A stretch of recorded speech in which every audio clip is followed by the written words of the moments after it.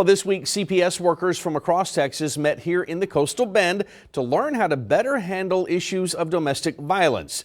Our Shelby Coppage spoke with investigators. And Shelby, how is this tied in with protecting our children? My child protective investigators say they're finding more and more domestic violence incidents on calls that originally came in as possible child abuse. We got the chance to hear what's being done to ensure a safe home environment and how you can help.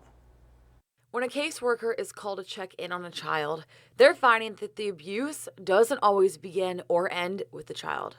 The last several years, actually, we've seen an increase in domestic violence. Investigators are seeing that domestic violence involving parents and guardians many times results in a child abuse case as well. I'd say 50-50, 5 out of the 10.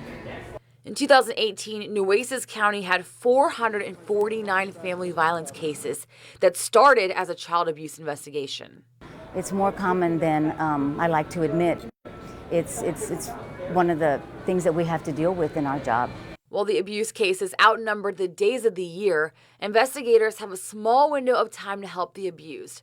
Most of the time, they have one shot. Domestic violence happens behind the scenes. I leave your house and the perpetrator is going to tell you, don't let her back in. The conference taught investigators traits to look for in an abuser who assert power or maintain control. It can range anywhere from physical, sexual, psychological, and destruction of property. For instance, you see a whole lot of holes in the wall. There's an indicator there that there's an aggressor in the home. While domestic abuse is showing to be more frequent, there is one positive. The word is out. Now, people are more apt to addressing and confronting abuse than they were even a year ago. Social workers all over Texas preach that the community must stay involved. They don't need to have proof that abuse or neglect is occurring. Just suspect or believe that something might be happening and make that phone call.